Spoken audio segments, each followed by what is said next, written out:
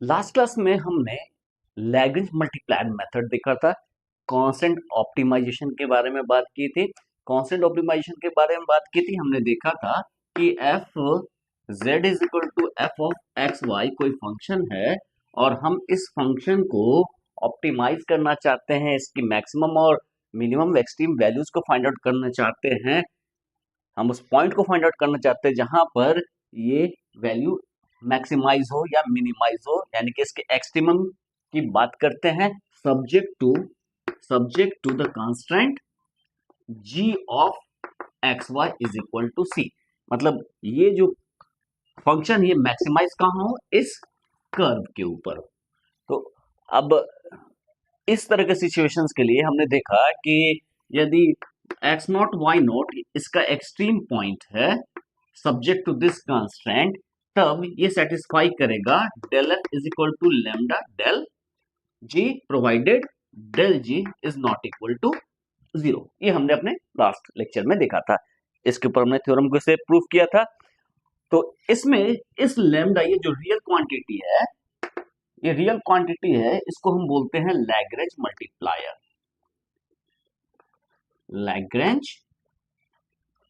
Multiplier. तो ये जो लैग्रेंज मल्टीप्लायर है, इसका क्या सिग्निफिकेंस है, हम आज के लेक्चर में इसके ऊपर आएंगे कि हम देखेंगे कि लैग्रेंज मल्टीप्लायर क्या होता है। हमने देखा del F is equal to lambda del G, और ये जो है लैग्रेंज मल्टीप्लायर, तो हम शो करेंगे ये जो लैग्रेंज मल्टीप्लायर है वो D E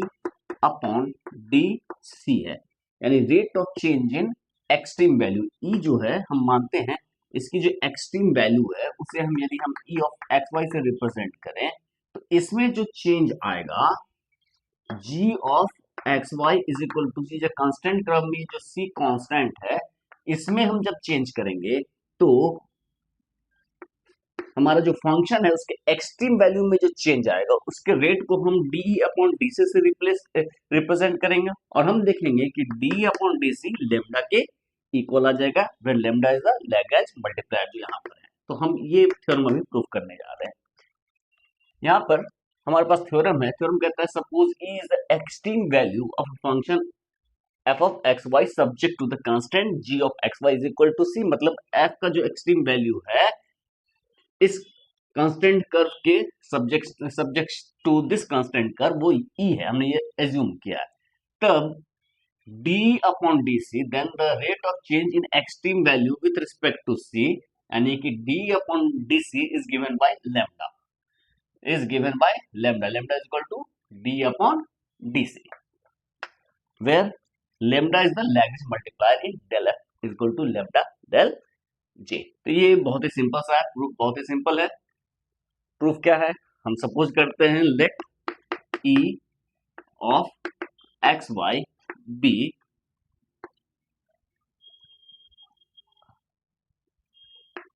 the extremum of F of x Y subject to the constant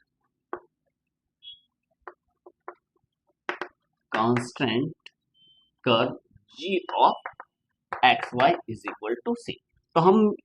e को मानते हैं ये फंक्शन है, ये x y का ही फंक्शन होगा, नेचुरल सी बात है, एक्सट्रीम वैल्यूज होगी तो किसी पॉइंट पर भी होगी, और e ऑफ एक्स वाई की value f of x Y के इक्वल होगी at extreme point. Here e of X Y is equal to F of x Y at extreme point. और यहाँ पे और एक बात देखते हैं, ऑल्सो यहाँ पे एक खास बात देखते हैं कि यहाँ पर जो हमने एक्सट्रीम पॉइंट ली हुई है एक्स नॉट वाई नॉट, जहां पर एक्सट्रीमम एफ का एग्जिस्ट कर रहा है और उस एक्सट्रीम वैल्यू को हम ई ऑफ एक्स वाई से रिप्रेजेंट कर रहे हैं, तो ये जो एक्स और वाई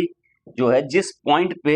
इसकी वैल्यू एक्सट्रीमम आएगी वो एक्स नॉट वाई नॉट है, और ये जो एक्स नॉट वाई नॉट के लिए एक लेमडा मिलेगा जो कि इस रिलेशन को सेटिस्फाई करेगा। ऐसे ही हम लैग्रेंज मल्टीप्लायर बोल रहे थे।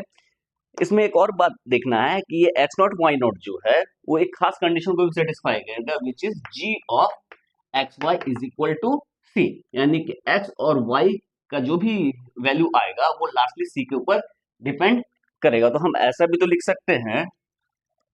इसी चीज को हम ऐसे लिख सकते हैं, also as the extreme points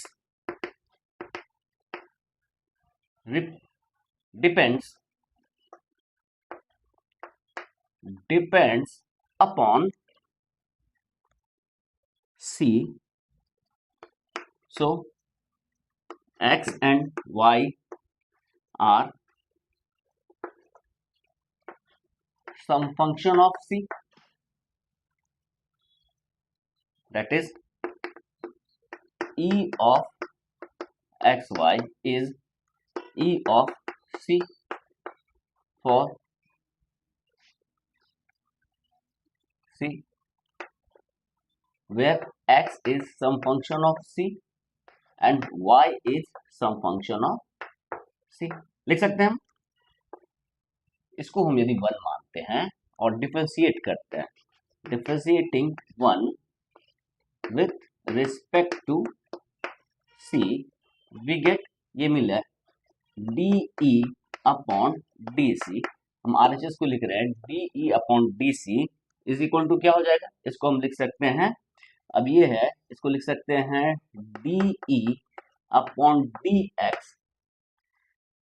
del E upon del x and this is dx upon dC plus del E upon del y into dy upon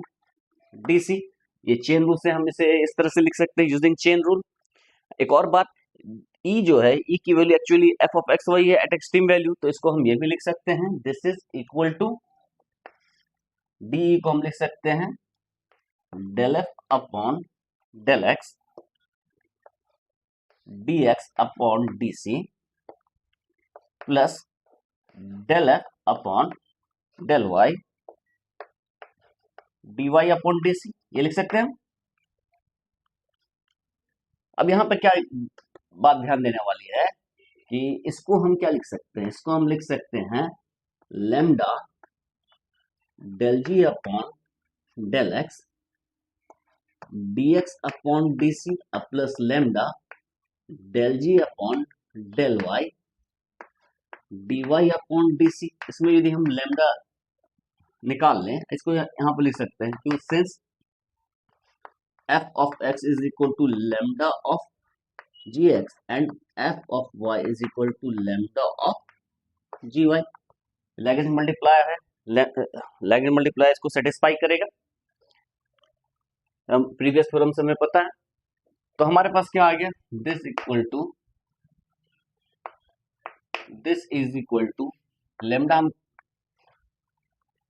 factor out अलग कर लेते हैं, तो ये क्या हो जाएगा del g upon del x dx upon dc plus del g upon del y dy upon dc, this is lambda into D G upon dc, ये आएगा। ये g को हम c के रिस्पेक्ट में करेंगे, क्यों, हम जानते हैं g of x Y is equal to C है, g ऑफ एक्स वाई है, इसको हम यदि dg अपॉन dc लिखेंगे तो क्या होगा, del g upon del x and dx upon dc plus del g upon del y और dy अपॉन dc, और ये वैल्यू क्या हो जाएगी लैम्डा इंटू 1, क्यों, since g of x Y is equal to c दिया हुआ है, तो del g dg upon dc क्या होगा 1 होगा, this is lambda, that is d of e upon d of c is equal to lambda. तो lambda का हमने सिग्निफिकेंस देखा है कि लैम्डा जो है,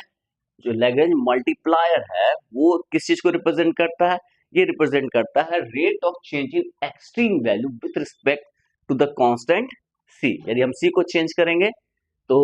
यहाँ पर एक्सट्रीम वैल्यू में जो चेंज आएगा उसे क्या रिप्रेजेंट करता है, लैम्डा।